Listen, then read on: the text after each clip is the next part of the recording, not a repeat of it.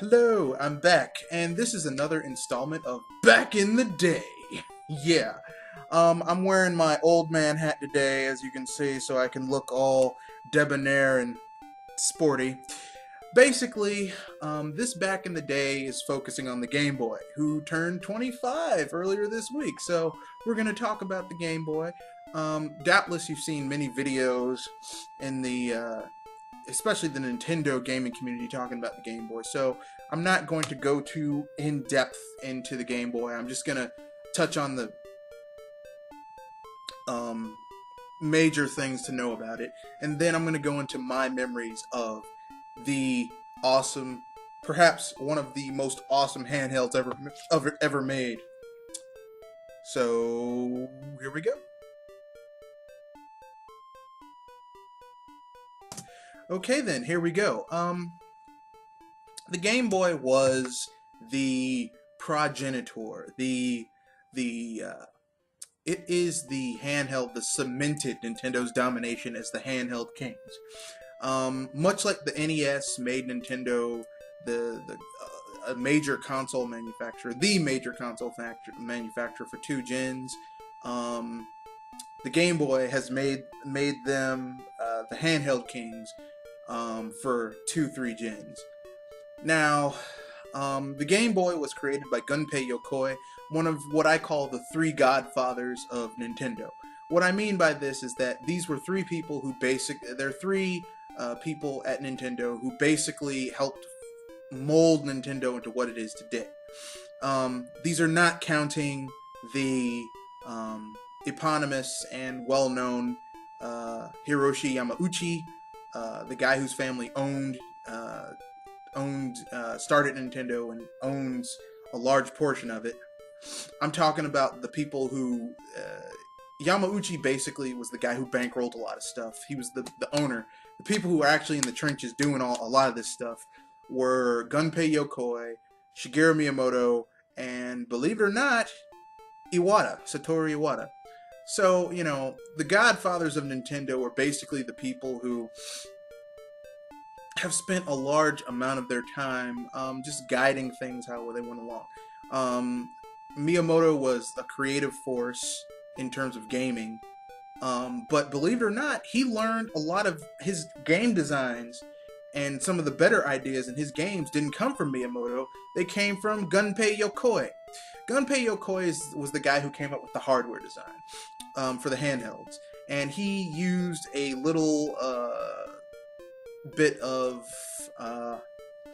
knowledge called withered technology, which basically means that he used old established technology that was affordable in new and interesting ways in order to make Nintendo's handhelds ultra affordable for anyone, but very profitable to make because they weren't that expensive. So, you know, and Nintendo has kept this style of making their games for the last, 20-something years. Started with Gunpei Yokoi. Even after he left the company, they kept it up because it works. It's a very good way. I mean, withered technology, you know, keep it simple, and if it works, you don't really have to change it.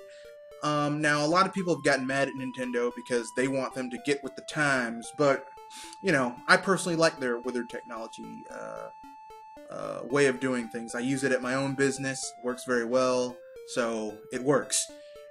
That being said, on to the Game Boy. The Game Boy had a whopping 4 colors, all different shades of green, gray, that made it awesome.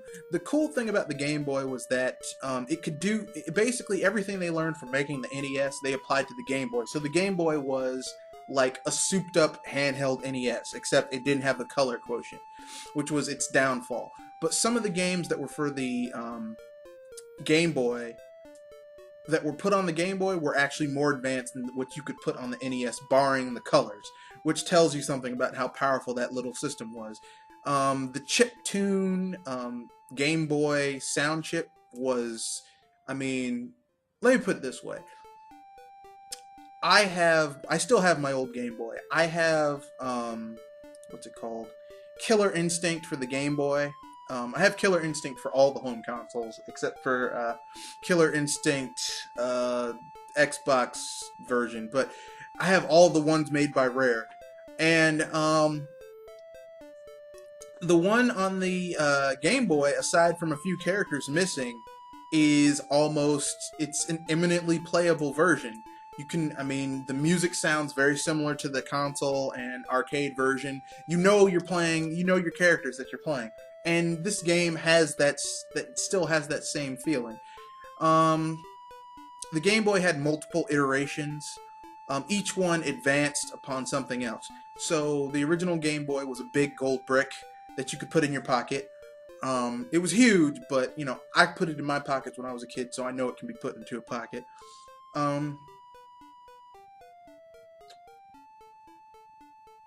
Then you had the Game Boy Pocket, which was a miniaturized Game Boy that had even less colors than the original Game Boy. So, what can I say? Then there was the Game Boy Color, which I got. I didn't get the Game Boy Pocket because I felt if I have the original Game Boy, why would I need a Game Boy Pocket? So instead, I got the Game Boy Color. I had a red Game Boy Color. As a matter of fact, I lost my Game Boy Color. Well, no, I sold it because I got a Game Boy Advance and I could play Game Boy Color games on the Game Boy Advance. So why would I need a Game Boy Color anymore? So basically, you know, there was the Game Boy Pocket, the Game Boy Color, the Game Boy Advanced, then the Game Boy Advanced SP, which was a souped-up, backlit clamshell, which I guess is the progenitor of the DS. Then we had the DS after the Game Boy Advance SP. And the DS they retired the Game Boy line after the SP. But in my opinion, all of Nintendo's handhelds are Game Boys. Okay?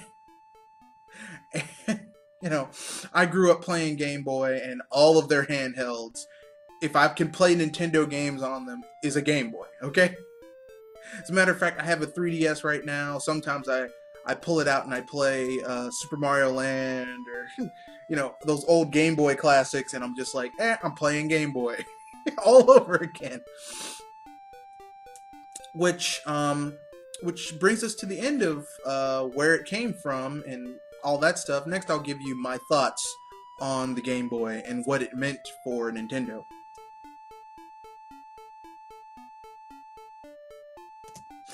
Okay then, now we're going to talk about what Game Boy really, you know, what it really in depth did for Nintendo. The Game Boy basically showed that in the handheld market, it wasn't about technology, it's about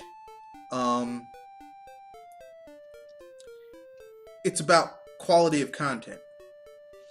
And to an extent, I mean, in general, in terms of all consoles, it's not about how much technology you pump into it. It's about what games you're playing. Because ultimately, a console isn't about, you know, all of these weird-ass features. Well, I can talk to my friends across the world with it. It's about, well, what games are they playing? You know, because when I was a kid, you know, I would fly to visit my grandparents every summer. And I couldn't bring my home system, but I could bring my Game Boy. And the Game Boy, this thing had 30 hours of battery life. The Game Boy Color had like 25, 26. The Game Boy Advanced, even more. I mean, this system was a beast. A beast. And I'd play my Game Boy for long periods of time, and I was happy with it. So basically, the thing that I've really realized about the Game Boy is that, you know, the Game Boy it showed that content was king. And that technology, you know, just because pumping a lot of technology into a handheld does not make it is not going to make it successful if you don't have content to entice people to buy it. Sony is learning this lesson right now.